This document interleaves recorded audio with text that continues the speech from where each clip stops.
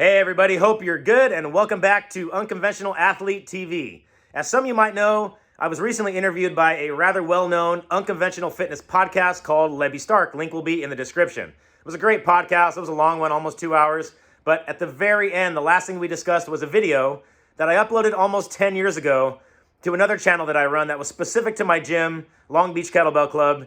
And even though it's a small channel, 600 and something followers, the video got thousands of hits, and I'm still getting DMs and questions and comments to this day. It's labeled Ultimate Kettlebell Fail, and it is of some of the most atrocious, downright irresponsible kettlebell training that I have ever seen in my life. And I don't normally film people in the gym doing weird things, odd things, incorrect things with kettlebells, but this was so bad that I had to get my camera out. Otherwise, no one's going to believe me.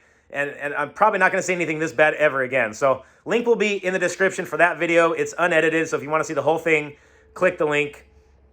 And some of the questions that I'm getting on that video still to this day are where is this gym? Who is the trainer? How come I didn't help? How come I didn't say anything? What kind of gym is this? So I feel like a video needs to be made to address all those questions moving forward as they just keep coming in. So I think it needs to be said that the gym that this took place at was in Signal Hill, California. It's no longer in business, but it was a gym only for personal trainers. And there was somewhere between 20 and 25 personal trainers all sharing the gym at the same time.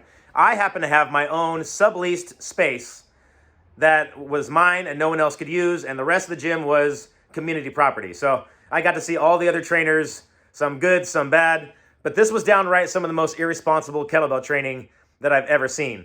What pretty much happened was there was a handful of trainers that did semi-private personal training, small group training, but he didn't train them together. He would have them in separate rooms throughout the gym, and he would give them something to do that took forever to do, and it would give him time to go work with somebody else, give them something ridiculous that took forever to do, and he would move around his clients like that, and so it would give him time to move around to everybody. He wouldn't actually watch anybody. He just gave them something to do, and then left the room and go work with somebody else. So that in itself is a rather irresponsible way to run your small group, semi-private fitness training.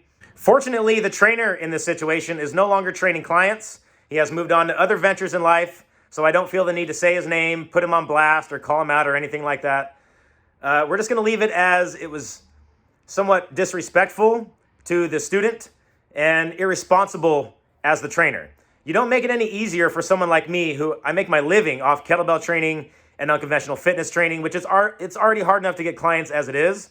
You're not making it any easier, because now that unfortunate student is going to go tell their friends, family, and coworkers how horrible kettlebell training is, how it screwed their wrist up. They never want to do it again. Now those are people that are no longer candidates for my training, when they could have just came to a specialist, learned properly, and maybe they would have got great results under proper instruction and the proper supervision. But now we've got this guy out there who just got horrible instruction, and he's going to go spread bad information and ruin potential clients in the area for someone like myself. Now, why didn't I say something? Why didn't I go do something? Well, number one, me and his trainer already didn't like each other for something completely unrelated. So me going up to one of his clients in the middle of a session and trying to correct something would have just caused a big fight. Even if we didn't have a problem in the past, I wouldn't go up to another trainer's client during a session. That's sort of just something you don't do as a personal trainer. You wait till after you approach the, I maybe approach the trainer and bring it up, but at no time do you, during a session, approach the client and say, you're doing that wrong. Can I help you? He's paying an instructor for their time. And especially with the situation between me and his trainer, it just would not have gone well. It would have caused a fight. And so I just, I typically just turn my head and I walk away. I turn a blind eye to it. It's not my deal. Now, if it's someone who is not paying a personal trainer and it's just someone in the gym, I might come up. If it's somewhat injurious, I might go say something. But in this situation, that was not the appropriate thing to do. And like I said, the gym is no longer in business. That trainer is no longer in business. And that guy is probably no longer doing kettlebell training. So without any further ado, here's the video. It's chopped down a little bit. If you want the unedited version, click the link in the description. It's there. It'll take you to my other channel where it's about a 4-minute video. I've chopped it down to just the good stuff. So let's take a look at it and see the ultimate kettlebell fail.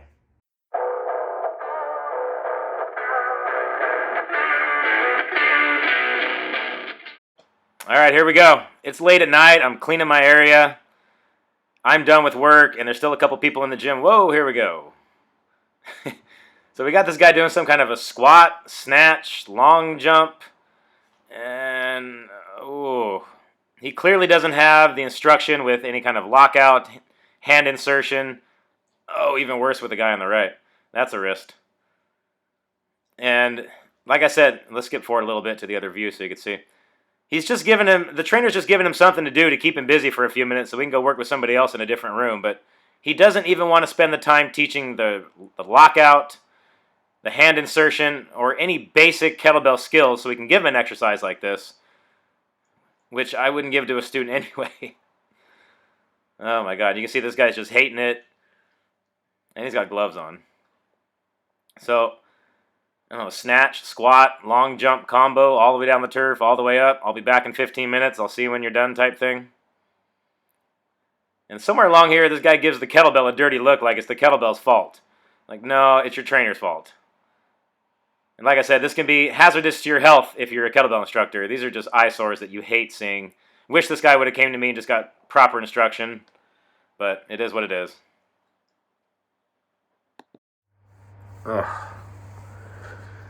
So that's the kind of stuff you get when you go to somebody who's not certified in kettlebells. And the funny thing is, his trainer actually told me that getting certified in kettlebells was a waste of time. You don't need to do it. You're not going to learn anything. I can still do the same thing without a certification. That's true. In fact, in the 15 years I've been certified doing kettlebells, I have never, ever once at any time by any client been asked who I'm certified by, what organization I'm certified by. They don't know. They're just trusting you as the trainer that you know what you're doing, and you've been doing this a while, and you're going to give them the best possible training that you can. They don't know any better.